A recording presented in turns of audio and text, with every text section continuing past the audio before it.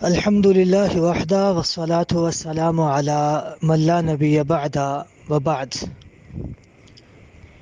ہمارے معاشرے میں سود اس قدر پھیل چکا ہے کہ ہمارا ہر دوسرا شخص کسی نہ کسی طرح سود میں ملوث ہے، اور پھر ہم اس میں نہ صرف ملوث ہو چکے ہیں بلکہ اس کے ساتھ تعاون کرنے کو یا سود کھانے کو کہیں ہم مجبوری کہہ کے جائز قرار دینے کی کوشش کرتے ہیں، اور کہیں ہم یہ کہتے ہیں کہ ہم تو اپنا کام کر رہے ہیں، ہمارا اس کے ساتھ تعاون جو ہے وہ اس کے ساتھ تعاون نہیں ہے بلکہ ہم اپنی محنت کر کے اس کی کمائی لے رہے ہیں۔ جیسے یہ لوگ بینکوں میں کام کرتے ہیں، اب ان کی جاب کا کیا حکم ہے؟ بینک میں کام کرنے والا وہ بینک کے دروازے پہ کھڑا ہوا سیکیورٹی گارڈ ہے، یا اس کا مینیجر ہے، یا اس کے تحت کام کرنے والا کوئی بھی جو ان کا پروفیشنل ہے، اس کی جاب کا کیا حکم ہوگا؟ ہم یہ سمجھتے ہیں کہ یہ سب کچھ بینک کا جو اصل کام ہے اس میں تعاون ہے۔ بینک کا اصل کام سود لینا ہے، سود پہ آپ کو پیسے دینے ہیں، آپ سے پیسے لینے ہیں، وہ سود پہ لینے ہیں، اس کا کاروبار ہی سود کا ہے۔ تو اس کے ساتھ آپ کی جو اس قسم کی ڈیلنگ ہے جس میں آپ اس کے کام میں تعاون کر رہے ہیں، یہ ساری کی ساری ناجائز ہوگی اور سود میں آپ کا تعاون ہوگا۔ اس کی بنیاد پہ آپ اگر کچھ ارن کرتے ہیں، کچھ اس سے کماتے ہیں، تو وہ بھی ناجائز اور حرام ہوگا۔ اب کچھ لوگ یہ کہتے ہیں کہ ایک سیکیورٹی گارڈ ہے، وہ دروازے پہ کھڑا اپنی ڈیوٹی کر رہا ہے، یا وہاں جا کے ہم نے اپنی محنت کی ہے، کچھ لکھا ہے، کوئی کام کیا ہے اور اس کی ہم نے پے لی ہے، تو یہ حرام کیسے ہو سکتی ہے؟ ایک تو اللہ رب العزت نے قرآن مجید میں یہ فرمایا ہے کہ وَتَعَاوَنُوا عَلَى الْبِرِّ وَالتَّقْوَى وَلَا تَعَاوَنُوا عَلَى الْإِثْمِ وَالْعُدْوَانِ۔ اللہ رب العزت نے مومنوں کو یہ حکم دیا ہے کہ تم ایک دوسرے کے ساتھ نیکی اور تقوی کے کاموں پہ تعاون کرو، وَلَا تَعَاوَنُوا عَلَى الْإِثْمِ وَالْعُدْوَانِ، گناہ اور زیادتی کے کاموں میں تعاون نہیں کرنا ایک دوسرے کے ساتھ۔ تو یہ جو سود کا کام ہے یہ گناہ کا کام ہے، اثم ہے، اللہ کی نافرمانی ہے، گناہ ہے۔ اس پہ تعاون فری میں بھی نہیں بنتا۔ آپ فری میں کسی کے ساتھ تعاون کر دیں سودی معاملے پہ، وہ بھی ناجائز ہوگا، اور جب آپ اس پہ ارن کریں گے، ظاہر ہے جو تعاون آپ کا ناجائز ہے اس سے آپ کی ارننگ بھی ناجائز ہے۔ اور اس سے بھی زیادہ واضح ایک حدیث جو صحیح مسلم میں موجود ہے، سنن ابن ماجہ میں موجود ہے، جامع الترمذی میں موجود ہے، مسند احمد میں موجود ہے، بڑے واضح الفاظ ہیں اس کے، کہ جس سے ہمیں یہ پتہ چلتا ہے کہ سود کے ساتھ کسی قسم کا تعاون جو ہے وہ ناجائز ٹھہرے گا۔ رسول اللہ صلی اللہ علیہ وسلم سے حضرت جابر رضی اللہ تعالی عنہ روایت کرتے ہیں، یہ صحیح مسلم کی 1598 نمبر حدیث ہے۔ وہ فرماتے ہیں کہ لعن رسول اللہ صلی اللہ علیہ وسلم آکل الربا وموکلہ وکاتبہ وشاہدیہ، کہ رسول اللہ صلی اللہ علیہ وسلم نے سود کھانے والے پہ لعنت کی، وموکلہ سود کھلانے والے پہ لعنت کی، وکاتبہ سود لکھنے والے پہ بھی رسول اللہ صلی اللہ علیہ وسلم نے لعنت کی، وشاہدیہ سودی معاملات پہ گواہ بننے والے جو شخص ہیں آپ صلی اللہ علیہ وسلم نے ان پر بھی لعنت کی ہے۔ ان پر آپ صلی اللہ علیہ وسلم نے نہ صرف لعنت فرمائی ہے بلکہ آپ نے ساتھ یہ بھی کہا ہے کہ ہم سوا، یہ سارے کے سارے برابر ہیں۔ یعنی رسول اللہ صلی اللہ علیہ وسلم نے سود لینے والے، سود دینے والے،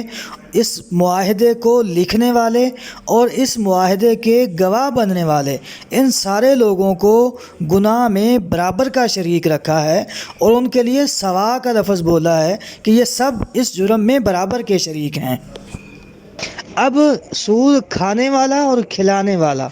ان دونوں پہ لعنت سمجھ آتی ہے۔ ایک آدمی نے سود پہ پیسے لیے ہیں، دوسرے نے سود پہ دیے ہیں، یہ دونوں لعنتی ہیں، یہ بات تو سمجھ آتی ہے، لیکن جو دوسرے دو شخص جن پہ اللہ کے پیغمبر نے لعنت کی ہے وہ ہے ایک سود کو لکھنے والا اور ایک ہے شاہدی ہی، اس پہ گواہ بننے والے دونوں شخص، عموماً دو گواہ بنائے جاتے ہیں، اس لیے آپ صلی اللہ علیہ وسلم نے شاہدی ہی کا لفظ استعمال کیا کہ سود پہ بننے والے دونوں گواہ جو ہیں وہ بھی ملعون ہیں۔ اب یہ دیکھیے کہ اس معاملے میں جہاں پہ رسول اللہ صلی اللہ علیہ وسلم لعنت کر رہے ہیں، اس معاملے میں کاتب کا کتنا ہاتھ ہے، لکھنے والے کا کتنا تعاون ہے ان کے ساتھ۔ اس نے کوئی طے نہیں کیا، کسی سے سود لینا نہیں، اس نے دینا نہیں، جس دو آدمی آپس میں معاملہ کر رہے تھے سود کا، ایک دوسرے کو سود پہ کچھ چیز لے دے رہے تھے، تو اس آدمی نے پکڑ کے بیٹھ کے لکھ دیا، بس ویسے کوئی جا رہا ہے اسے پکڑا اور کہا یہ ہمارا معاملہ لکھ دو، اس نے بیٹھ کے لکھ دیا۔ اب صرف سود کو لکھنے کی بنیاد پہ وہ رسول اللہ صلی اللہ علیہ وسلم کے الفاظ کے مطابق لعنتی قرار پاتا ہے، اور اس کے ساتھ شاہدی ہی، وہ دونوں گواہ جو سود پہ گواہ بن رہے ہیں ان کو بھی آپ صلی اللہ علیہ وسلم نے لعنتی قرار دیا ہے۔ اب ان دونوں نے کچھ نہیں کمانا اس سے، جس گواہی دیں گے کہ فلاں جگہ پہ ہم نے دیکھا تھا کہ ان دو آدمیوں کے درمیان یہ معاہدہ طے پایا تھا کہ وہ اتنے پیسے دے گا، یہ اتنی دیر کے بعد واپس کر دے گا اور یہ اس کو اتنا سود دے گا۔ اب اس معاملے پہ جو گواہ بننے والے لوگ ہیں، رسول اللہ صلی اللہ علیہ وسلم کی اس حدیث کے مطابق دونوں لعنتی بنتے ہیں۔ اب ان دونوں کا تعاون دیکھ لیں، کاتب کا اور گواہوں کا۔ کیا گیٹ پہ کھڑے ہوئے چوکیدار کا سود کے ساتھ جو تعاون ہے وہ اس لکھنے والے سے کم ہے؟ کیا یہ سود کی سیکیورٹی نہیں کر رہا؟ یہ سود کو تحفظ فراہم نہیں کر رہا؟ وہاں کاتب نے اور گواہ نے کوئی تحفظ فراہم نہیں کیا، اس کے باوجود وہ لعنتی قرار پایا ہے،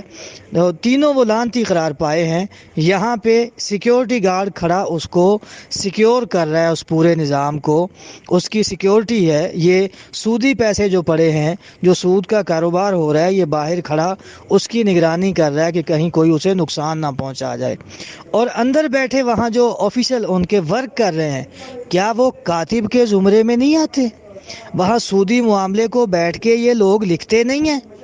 اس کے پیسے اتنے آئے، اس نے اتنی قسط دے دی، اس کو اتنا ادھار دیا گیا، فلاں اتنا ادھار لے گیا، یہ کون لکھتا ہے؟ یہ ظاہر ہے بینک کے ملازمین لکھتے ہیں۔ اور بینک کے ملازمین یہ والے جو وہاں بیٹھ کے آفیشل ورک کرتے ہیں، جو پیپر ورک کرتے ہیں، جو وہ لکھتے ہیں ان معاملات کو کسی بھی طرح، اس میں وہ کمپیوٹر پہ بیٹھ کے لکھ لیتے ہیں، وہ مینولی ہاتھ کے ساتھ لکھتے ہیں، یا کسی بھی طرح ان معاملات کو مینج کرتے ہیں، وہ تو رسول اللہ صلی اللہ علیہ وسلم کی اس حدیث میں جو کاتب کا لفظ ہے اس میں واضح طور پہ شریک ہوتے ہیں۔ جو لوگ لکھ رہے ہیں بیٹھ کے، آپ صلی اللہ علیہ وسلم نے کاتبہ پہ سیدھی سیدھی لعنت کی ہے۔ تو یہ لوگ جتنے بینک کے کاروبار میں ملوث ہیں وہ سارے رسول اللہ صلی اللہ علیہ وسلم کے اس فرمان میں بغیر کسی شک و شبے کے شامل ہوتے ہیں۔ اس لیے اگر آپ کسی بھی طرح بینک کی ملازمت کے ساتھ ملوث ہیں، بینک میں آپ کوئی بھی جاب کرتے ہیں، آپ مینیجر یا اس کے اوپر کی کوئی بھی پوسٹ ہے یا نیچے کی جہاں تک کی کوئی بھی پوسٹ ہے، اس سے اجتناب کریں۔ اللہ رب العزت ہمیں حرام مال کمانے سے بچنے کی توفیق عطا فرمائے۔ اب اعتراض یہ ہوتا ہے کہ جو لوگ یہ اتنے فتوے دیتے ہیں معاملات، تو ان کے بھی بینکوں کے ساتھ ہیں، تو وہ بینکوں کے ساتھ معاملات کیوں کرتے ہیں؟ کچھ لوگوں کے فتاوی موجود ہیں کہ بینک کے ساتھ کسی قسم کا کوئی تعاون سرے سے ہونا ہی نہیں چاہیے۔ دراصل ہونا یہ چاہیے کہ ہمیں بطور مسلمان یہ کرنا چاہیے کہ جہاں ہماری مجبوری ہے بینک کے ساتھ تعامل، وہاں ہم ایسے غیر سودی ادارے ڈیولپ کریں، ایسے غیر سودی ادارے بنائیں جو ہماری ان ساری ضروریات کو پورا کریں۔ اگر کسی کی پے آنی ہے اس کے لیے بینک چاہیے۔ اب ظاہر ہے کوئی ایک ادارہ کروڑوں روپے ہر مہینے اٹھا کے نقد نہیں دے سکتا، ظاہر ہے بینک کے ذریعے بھیجے جائیں گے، نقد میں بہت فراڈ ہو سکتا ہے، ڈاکہ پڑ سکتا ہے، اور بہت سے معاملات ہیں جن کی وجہ سے تنگی ہوتی ہے۔ میں نے ایک شہر سے دوسرے شہر جانا ہے، میں نقدی اٹھا کے ساتھ نہیں لے کے جا سکتا، میں نے وہ اپنے پیسے بینک میں رکھے ہوئے ہیں، جہاں پہ ضرورت پڑے گی میں نکلوا لوں گا، یا میں نے کہیں تجارت کرنی ہے، میں نے پیسے بھیجنے ہیں، کسی سے لینے ہیں، تو بینک کے ذریعے میں یہ کام آسانی سے کر سکتا ہوں۔ تو ہمیں بطور مسلم یہ چاہیے کہ ہم ایسے ادارے، غیر سودی ادارے بنائیں جو ہماری ان تمام ضروریات کو پورا کریں، اور ہمیں ان کے لیے سودی بینکوں سے تعامل نہ کرنا پڑے۔ اگر ہمارے پاس ایسے ادارے موجود نہیں ہیں تو پھر ہم اضطراراً، ہم مجبوری کے عالم میں ان بینکوں کے ساتھ تعامل کرتے ہیں۔ سیلری ہماری آتی ہے بینکوں میں، یا ہم نے کہیں پیسے بھیجنے ہیں یا کسی سے منگوانے ہیں، تو اضطراراً ہم ان کے ساتھ یہ تعامل کرتے ہیں، اور اس پہ ہم ان سے کوئی ارننگ نہیں کرتے، اس سے کوئی پیسے نہیں کماتے بینک سے، ہم پیسے کماتے ہیں اپنے کاروبار سے، جس کا بینک سے کوئی تعلق نہیں ہے۔ تو یہ بھی جتنا ہم بینکوں کے ساتھ معاملہ کرتے ہیں وہ بھی ہم مجبوری سمجھ کے کرتے ہیں، اس کو بھی صحیح نہیں سمجھتے۔ ہم یہ سمجھتے ہیں کہ اس پہ بھی ہمیں ایسے ادارے ہمارے پاس موجود ہونے چاہیے جو غیر سودی انداز میں یہ کاروبار کریں، اپنی وہ جو ان کی